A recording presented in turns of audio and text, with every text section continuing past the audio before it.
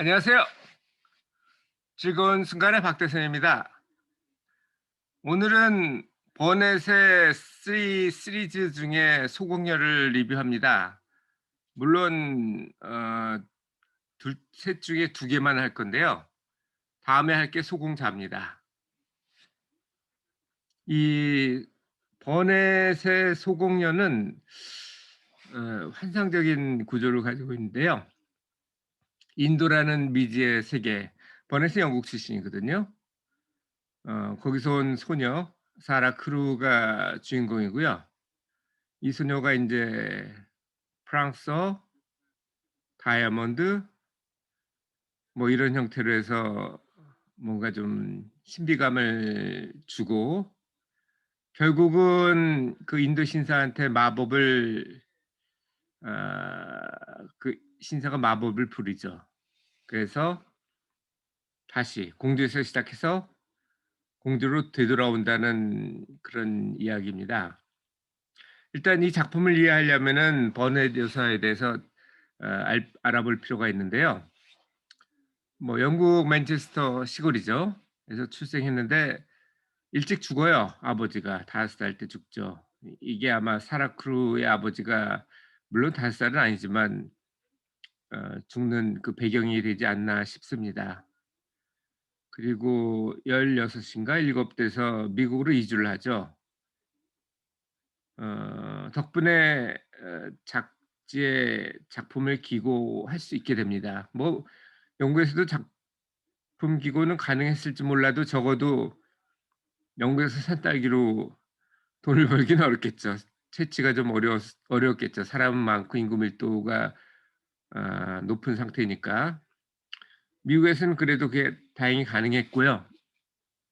첫째 처음 기고했던 소공자가 먼저 기고가 됐고 물론 이거는 18세 때 한 건 아니고요. 30세 돼서 인제 대표작들이 발표되기 시작하는데 1886 년도에 발표된 게 소공자 그리고 2년 후에 소공녀가 나왔고 그리고 한 10 년쯤 후에 비밀의 화원이 발표돼서 이때가 전성기 때였습니다.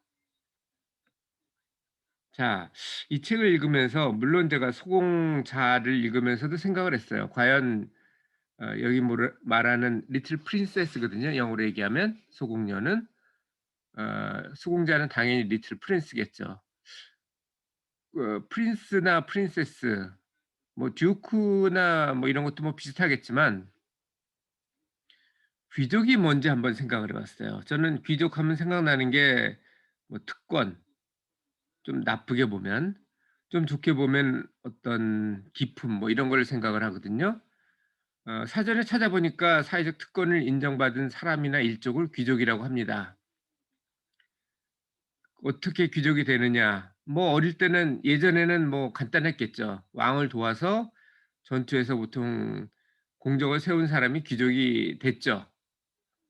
그리고 그런 전쟁이 적어지면서 주로 이렇게 취득보다는 상속, 아버지가 귀족이어서 아들도 귀족이 되는 이 귀족이 좀 달라요. 영국은 한 명한테만 상속을 할 수 있었어요. 그거에 비해서 러시아는 아빠가 귀족이면 전부 귀족이죠. 물론 딸한테는 안 갔습니다. 그래서 딸들은 귀족한테 시집을 감으로써 뭐 예를 들어서 공작 부인 뭐 이런 형태가 됐고 아들들은 아빠가 백작이면 아들도 전부 백작입니다. 10 명이든 100 명이든. 좀 우습죠? 그런데 이거를 지속하게 하는 거는 취득이야 뭐 그렇다 치고 상속위에서 이 특권을 인정받기 위해서 불문율처럼 요구되는 게 바로 노블리스 오블리주였습니다. 이게 불어인데요. 말 그대로 권리에 상하는 의무를 해야 된다는 거죠. 특권을 사회에서 줬기 때문에 사회에 그만큼 봉사를 해야 된다는 건데 이런 거를 어디서 볼 수 있냐면은 이 지도가 바로 징병제와 모병제의 차이거든요. 한국을 보시면 빨갛죠. 북한도 그렇고. 여기는 어떤 건지 아실 거고 이 소설의 배경이 되는 영국이죠. 영국 같은 경우는 하늘색입니다. 하늘색은 모병제예요. 징병이 아닙니다. 그럼에도 불구하고 영국 왕자들은 지금까지도 계속 해군에 복무를 합니다. 뭐 해리스 왕자가 최근 10 년간 해군 복무를 하고 뭐 전역했다는 기사도 있었죠. 이것만 있는 걸까요? 아닙니다. 최근 어젠가 그저껜가 뭐 마포구의 치킨집 사장 뭐 돈줄을 낸다고 뭐 주문이 폭주했다고 그러는데 이분도 사실 어렵죠, 요즘 코로나 사태. 어려운데도 불구하고 더 어려운 형제에게 치킨을 줬다는 것. 뭐 이것도 노블리스 오블리주는 아니죠. 하지만 사회에 기여를 한 거죠. 받은 건 없지만. 덕분에 여러 네티즌이나 이런 사람들이 돈줄을 내주고 있습니다. 그리고 뭐 그렇지 않다 하더라도 인제 아너스 클럽 같은 경우도 있겠죠. 뭐 1억 이상 기부한 사람들이 클럽이라고 하죠. 저도 어제 찾아봤는데 한국에서도 인제 현금뿐 아니라 현물도 아너스 클럽에서 받습니다. 예를 들어서 뭐 학교의 발전 기금이나 병원 같은 데 이런 데서 현물로 뭐 주식이나 뭐죠? 부동산도 받습니다. 유산으로도 되고요. 그런 좋은 점이 뭐냐면 예를 들어서 부동산이 뭐 5 억짜리가 있다고 치면 그걸 팔면 요즘에는 뭐 상속세가 엄청나죠. 아니 상속세가 아니고 뭐라 그러죠? 양도세가 엄청나죠. 한 반 이상을 어 떼는데 뭐 그거는 저는 너무 과하다고 생각합니다만 어쨌든 만약 기부를 한다면 전혀 뗄 게 없죠. 왜냐하면 파는 게 아니니까. 그러면 5 억짜리라면 5억 전체를 기부를 할 수 있을 겁니다. 그리고 기부받은 데서는 뭐 그거 가지고서 아마 상속세 아니 양도세 없이 처분을 하든 아니면 활용을 하든 해서 그 돈을 쓸 수가 있을 거예요. 그러면 기부도 하고 그 돈도 잘 쓰이고 제가 볼 때는 세금으로 쓰이는 것보다는 자기가 원하는 뭐 병원이든 학교든 그런 데서 쓰는 게 더 낫지 않나 생각합니다.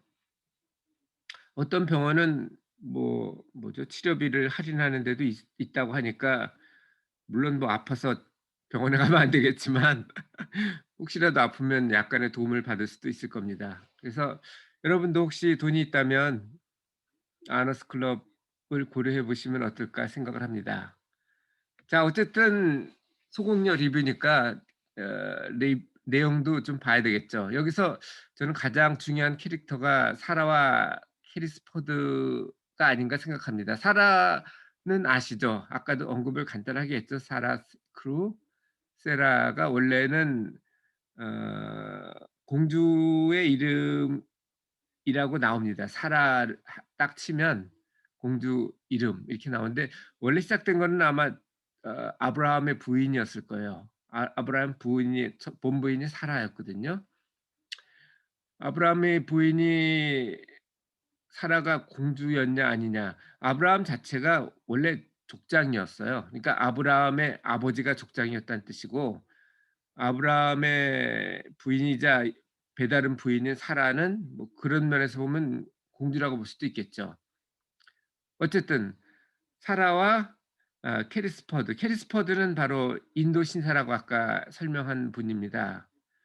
사라는 아까도 말씀드렸지만 인도에서 태어나서 힌디어를 당연히 할 수 있고 어머니가 프랑스인이었기 때문에 프랑스어도 할 수 있었고 아버지는 영국 사람이죠. 그러니까 3 개 국어를 잘했어요. 그래서 민튼 원장한테 어 어떻게 시기를 받기도 하죠. 프랑스어를 잘했다는 것 때문에. 인도를 잘했다는 거는 나중에 캐리스포드하고 어떤 관계 회복하는 데 도움이 되기도 하죠. 사라의 특징은 보통은 빵보다는 아니죠. 책보다는 빵이 더 중요하거든요, 배고플 때는. 근데 사라는 그렇지가 않았어요. 오히려 밥보다 책이 소중한 소녀였습니다. 아마 이 버넷이 그랬지 않았을까 저는 생각을 해 봅니다. 그리고 사라가 아버지가 죽어서 완전히 고아가 된 상태에서 다시 그 하녀에서 공주가 될 수 있었던 가장 큰 동력은 저는 긍정적인 사고방식과 그 이야기를 좋아하는 그것이 아니었나 생각합니다. 사람이 환경이 나쁘면은 부정적이 되거든요. 그게 일반적인 생물입니다. 하지만 사라는 그렇질 않았어요. 긍정적으로 했는데 그 긍정적이라는 것도 사실 한계가 있죠. 하지만 그녀는 그 한계를 뛰어넘습니다. 바로 상상을 통해서죠. 그녀가 영국이 춥거든요. 그리고 기후도 별로 좋지가 않습니다. 기후도 좋지 않은 데서 비를 쫄딱 맞고 왔는데 밥도 늦게 왔다고, 밥도 앉아서 꼬르륵 꼬르륵 하면서도 그래도 행복하게 잘 수 있었던 거는 상상의 힘이었습니다. 내가 지금 이런 누추한 다락방이 아니고 따뜻한, 예전에 처음 왔을 때 아버지가 살았을 때 특실에서 있었던 것처럼 따뜻한 난로가 있고 푹신한 침대, 그리고 탁자에는 맛있는 먹을 것이 있는, 뭐 더 중요한 거는 재미있는 책이었을지도 모르겠습니다만 그거를 상상하면서 잤어요. 그랬더니 정말 기적과 같은 일이 벌어집니다. 이 사진에서 나온 게 바로 사라하고 옆방에 있는 동료 하녀죠. 베키가 기뻐하는 모습입니다. 물론 베키는 맛있는 음식과, 베키도 잘 먹지 못했겠죠. 하녀한테 뭐 얼마나 잘해 줬겠습니까. 그리고 그 추위보다는 따뜻하고 배고픈 거에 대해서 행복해 했겠지만 사라는 물론 거기에서도 기뻐했겠을 거라고 하고, 우리도 전부 생물이니까요. 그거보다는 자기의 상상이 이루어진 것, 그리고 즐거운 재미있는 책을 읽을 수 있었다는 게 그 원인이 아니었나 생각하는데, 그 기적의 배경은 바로 캐리스 포드가 있었습니다. 캐리스 포드는 바로 아버지와 같이 다이아몬드 광산을 개발하던 사람이었어요. 그런데 뭐 개발이라는 게 쉽지가 않죠. 또 쉬우면 이야깃거리가 안 되죠. 어쨌든 어려워져서 또 병에도 걸리고 그래서 도망을 쳤습니다. 그리고 그거에 낙심한, 물론 병에도 걸렸죠. 아버지가 쇼크사를 하고 그래서 고아가 됐는데, 나중에 알고 보니까 물론 주인들은 이렇게 도망을 가도 아랫사람들은 뭐 그대로 하던 일을 하겠죠. 뭐 합니까 놀면. 생산적인 일을 해야지. 그래서 다이아몬드 광산에서 드디어 노다지가 나오고 성공을 하게 됩니다. 그다음에는 케이스퍼드는 그 크루 대위의 지분을, 그 딸이 있다는 건 알고 있었죠. 한 번도 만난 적은 없었지만 딸에게 주려고 여기저기 노력을 합니다. 물론 본인은 몸이 안 좋았기 때문에 변호사를 통해서 하는데 바로 옆집에 있는 변호사였습니다. 근데 그 변호사가 어딘지 몰랐기 때문에 프랑스를 주로 갔고, 왜냐하면 어머니가 프랑스였기 때문에 '프랑스에서 공부를 하지 않았을까.' 하는 생각을 했었고, 그리고 뭐 비슷하다는 사람이 있다고 그래서 러시아도 가고 하지만 정작 옆에 있는 학원 갈 생각을 못 했습니다. 그런데 이 사라가 이 다락방을 통해서 넘어온 원숭이를 구해 주죠. 그 원숭이는 옆집에 그 인도에서 온 하인이 가져온 어 그런 원숭이였고, 그를 통해서 어 돌려주기 위해서 그 집으로 갑니다. 그러면서 인도 신사를 만나게 되고 돌려주죠. 그러면서 한 얘기가 인도 힌디어로 했기 때문에 인도 신사가 딱 알아챕니다. 아, 힌디어를 할 수 있고 바로 사라 크루, 그러니까 크루 대위의 딸이 나이가 그 정도 됐을 것 같고 어찌 보면 인상도 비슷했을 수도 있겠죠. 그래서 결국은 '아, 이 아이가 바로 내가 찾던, 그렇게 찾던 사라 크루구나.' 물론 이름도 몰랐어요. 크루라는 걸는 알겠죠. 아버지랑 이름이 성이 같았으니까. 그래서 행복한 결론을 맺습니다. 그러니까 결국은 세라도 그렇고 캐리스 포드도 그렇고 따뜻한 마음이 그 기적을 이어준 거고, 세라의 경우는 긍정적인 상상이 다시 자신의 원위치로 돌려준 겁니다. 물론 원위치가 아니죠. 훨씬 더 그 리스크가 큰 광산 개발에 성공한 거니까 훨씬 더 커졌겠죠. 아버지는 잃었지만.